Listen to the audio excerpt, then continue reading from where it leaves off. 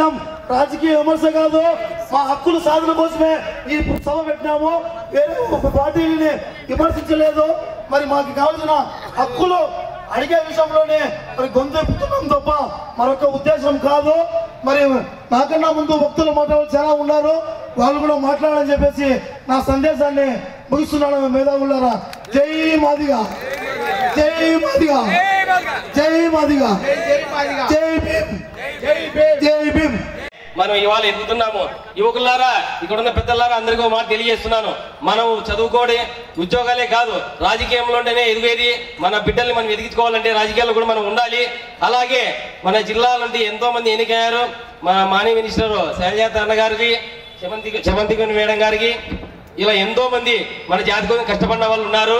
అలాగే ఇంకా మన ఎస్సీలందుకు ఎదగాలంటే రాజకీయ పార్టీల్లో ఎదిగి మన జాతిని ఎదిగే స్థాయికి వెళ్ళాలని తెలియజేస్తూ నాకు ఈ అవకాశం ఇచ్చిన అందరికీ తెలియజేస్తాం. ధన్యవాదాలు. కూడా ఉంటామని ఈ సందర్భంగా తెలియజేస్తున్నాం. ముందుగా సభకు నమస్కారాలన్నా. గుళ్ళేకి రాకుండా మీ బాస్త ఊర్లో మేము కూడా పుట్టినామురా, మాకు కూడా హక్కు ఉందిరా. మేము ఊర్లేకైనా వస్తాం, ఊర్లేకైనా వస్తాం. నడి ఊర్లో కూడా కూర్చోబెట్టుకొని మాట్లాడే రాజ్యాంగం ద్వారా మాకు కల్పించినటువంటి బాబాసాహెబ్ అంబేద్కర్ ఉన్నారు కాబట్టి ఏ ఒక్కరిని కూడా భయపడుకోకుండా మేము మాట్లాడే ధైర్యం ఇచ్చినారంటే అది బాబాసాహెబ్ అంబేద్కర్ వల్లే అని చెప్పని తెలియజేసుకుంటున్నామన్న. ఈ పొద్దు మన పెద్దలు చాలా మంది మాట్లాడినాడన్న, రాజకీయంగా ప్రతి ఒక్క పార్టీలు మనకి ఈ అవకాశాలు ఇవ్వకోకుండా, మనకి చాలా పదవులు కూడా ఇవ్వకోకుండా ఇబ్బంది పెడుతున్నారు అని చెప్పనని ఈరోజు మాట్లాడుతున్నారన్న. ఎందుకు అంటే ఈ పదవులు ఇవ్వకోకుండా ఉండడాలు అంటే వాళ్ళకి మనం ఒక్కటే సందేశం, ఈ సభ ద్వారా ఒక సందేశం ఇవ్వాలని చెప్పని కోరుకుంటున్నామని. మనలో మనకి ఐకమత్యం లేదు అనే ఒక సందేశాన్ని వాళ్ళలో ఉంది. ఈ సభ ద్వారా మనమంతా ఒకటే, మాదిగ జాతి బిడ్డలమందరం ఒక్కటే, ఆది జాంబ వారసులుగా, బాబాసాహెబ్ అంబేద్కర్ వారసులుగా మనం అందరం ఒకటే అనే సంకేతం ఇచ్చినప్పుడే వాళ్ళు నిర్ణయించుకుంటారే తప్ప మన గురించి ఆలోచన చేస్తారే తప్ప అంతవరకు చేయరన్న వీళ్ళు. ఆ నిర్ణయము, ఆ ఆలోచన పుట్టించాలంటే ఓన్లీ ఒక మాదిగ జాతికే చెందుతుందని కూడా తెలియజేసుకుంటున్నాను నేను. ఈరోజు ఒక మాట మాట్లాడుతున్నా, అంబేద్కర్ అందరు వాడు కదా, ఎందుకు కొందరు అని మీరెందుకు ప్రచారం చేసుకుంటున్నారు అని అంటున్నారన్న. ఏప్రిల్ 14 ఎందుకన్నా అంబేద్కర్ విగ్రహాన్ని గురించి పొలమాలేరు మీరు? ఎందుకైనా ఎందుకు గుళ్ళేకి రానియడంలే, ఎందుకు పల్లెకి రానియడంలే, ఎందుకు ఎస్సీ కాలనీ పక్క పెట్టినావు? అంటరానలను చూసినది నువ్వన్నా. అంబేద్కర్ ఎస్సీ ఎస్టీలకే మంచి చేశానని చెప్పి ప్రచారం చేసిన నువ్వన్నా, మేం కాదన్నా. అంబేద్కర్ అందరి వాడు, అన్ని జాతుల కోసం సమానంగా హక్కుల కోసం పోరాటువంటి వ్యక్తి కాబట్టి ఆ వ్యక్తి కోసము మనము మాట్లాడుతున్నామంటే ఆ వ్యక్తి ఆశయాలను నెరవేర్చుకునే కోసం ఈ పొద్దు మనం ఈ స్టేజ్ ఎక్కి మాట్లాడుతున్నామంటే అది అంబేద్కర్ సెట్ ఓట్ బ్యాంక్ వల్లనే అయ్యేది. ఒకటే చేసుకుంటున్నాం ఈ పొద్దు. రాజకీయ నాయకులు మన భవిష్యత్తు మార్చలేరు, కానీ మనం అనుకుంటే రాజకీయ నాయకులు అటువంటి పదవులు మార్చగలమా లేదా మీరే చెప్పండి అన్న. కాబట్టి ఈ అవకాశం ఇచ్చిన పెద్దలకి ఎక్కువసేపు మాట అంటే అందరికీ నమస్కారం. నేను చూస్తూ ఉన్నాను, నాకంటే చిన్న పిల్లలందరికీ నా శుభాకాంక్షలు. ముందున్న పెద్దలందరికీ కూడా నమస్కారం, పిల్లలకి శుభాకాంక్షలు. యాక్చువల్లీ నేను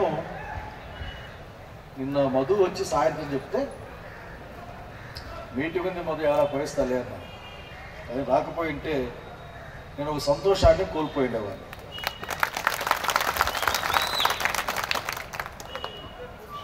నాకు హితాంశలే కంటి కనపడడం లేదు, కానీ అట్లాగే ఏం చెప్పాలో మా అమ్మాయి, మా పాప, వాళ్ళ అమ్మంటే తిడుతుంది కానీ మనల్ని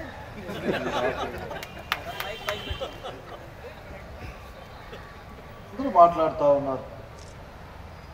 ఓ కొత్త తరాన్ని చూస్తూ ఉన్నా నేను. నాకు మా నాన్న తెలుసు, ఎందుకంటే మా నాయనే కదా. మా నాన్న ఫ్రెండ్స్ నాకు తెలుసు. వాళ్ళు ఎప్పుడు ఇదే 10 మంది 50 మంది కూర్చొని టీలు తాక్కుంటూ ఇదే మాట్లాడి ఆ బుక్కులు తెచ్చి శవంతకుమారి గారి తరాన్ని చూశాను. ఆ తర్వాత మేము మా బుచ్చతలకి చదువుకున్నాం, ఈ ప్యాంట్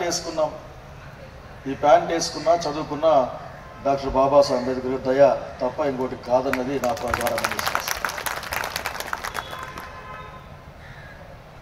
మా తరంలో శాస్త్రీయమైన చర్చలు, సిద్ధాంతాలు, రాద్ధాంతాలు మాట్లాడుకుంటూ ఉండేవాళ్ళం.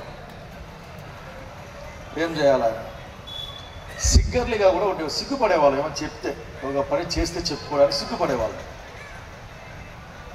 మా నెక్స్ట్ జనరేషన్ చూస్తూ ఉన్నాను. నిజంగా ఒక యుద్ధకాలం దగ్గరలో ఉందని ఆశపడతా ఉన్నాను. అందరినీ కూడా ఆహ్వానిస్తూ ఉన్నాను. రాజకీయాలు, అభివృద్ధి, సమాజం ఇవన్నీ వేరు వేరు కాదు, ఇవన్నీ ఒక్కటే. ఒక 10 సంవత్సరాలు మాదిగ ముఖ్యమంత్రి ఉండి ఉంటే,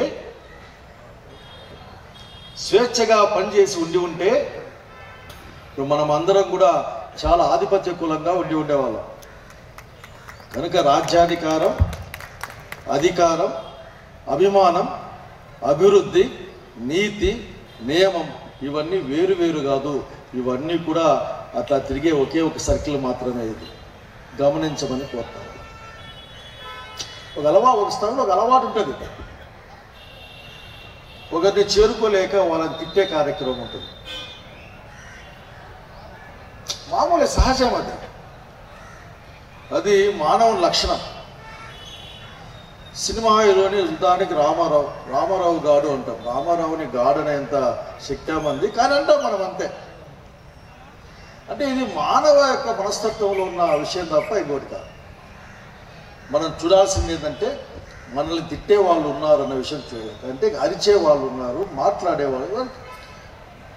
మన ఆనంద్ ఉన్నాడు, నిరంతరం అరుస్తూ ఉంటాడు.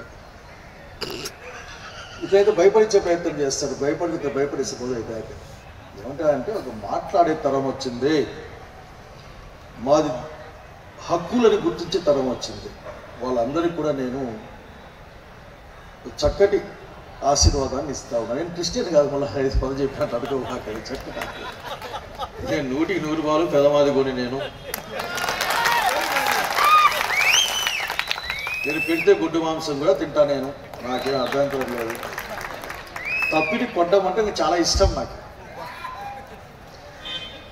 ఇది సహజంగానే కదా. కానీ మీకు ఒక కథ చెప్పి మాత్రమే నేను ముగిస్తాను. రాజకీయాలు ఇవ్వండి చూద్దాం. అట్లా ఉంది పరిస్థితి. మేధావులు, చదువుకున్న పిల్లకాయలు, ఫైటర్స్లు అంతా సీట్లకి అర్హులు కాదా వీళ్ళంతా? చట్టసభల్లో వెళ్ళి శాసనాలు చేయడానికి పనికిరారా? మల్లు బట్టి విక్రమార్క, మురళి, శైలజనాథ్ ఇట్లా 5-6 మంది ఉంటే అందరం కూడా మరి మా దగ్గర మేము ఉంటే 50 ఎకరాలు ఉండొచ్చు, 100 ఎకరాలు ఉండొచ్చు.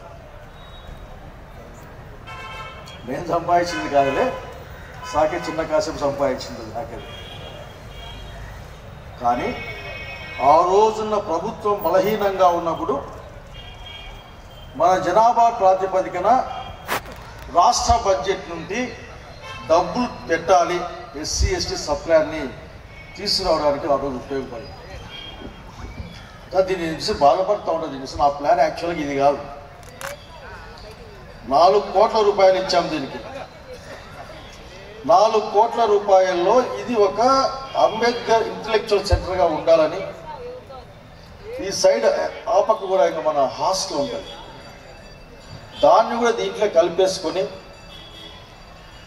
నాకు కొద్దిగా చదువు అంటే నాకు ఇష్టం. చదువు లేకపోతే బహుశా నాకు నేను పొందే గౌరవంలో నా MD డిగ్రీ కూడా భాగం తీసుకుంటుంది. ఇక్కడ ఒక లైబ్రరీ, ఒక ఎడ్యుకేషన్ సెంటర్, నిరంతరం స్పోకెన్ ఇంగ్లీష్, మ్యాథ్స్ పెట్టడం ప్లాన్ చేశాం. సరే 4 కోట్లు అయిపోయింది. మన దాసన్న 40 లక్షల రూపాయలు ఇచ్చే కార్యక్రమం. దీన్ని వచ్చే వాళ్ళు పూర్తి చేస్తారు. రాజకీయాలు కాదు, ఇది మనది. ఇది కనుక మన డబ్బులు మనం తెచ్చుకున్నాం. అప్పుడు ప్రేమ ఎక్కువై మా చిన్న మాట్లాడుతుంది. కానీ అంబేద్కర్ గురుకులాలు ఇవన్నీ అవి కూడా చేయకపోతే ఎమ్మెల్యేలుగా, ఎంపీలుగా దేనికున్నట్లు?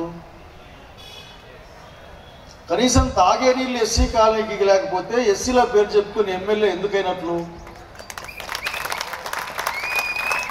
ఒక 4 రోడ్లు వేయించలేకపోతే దేనికని?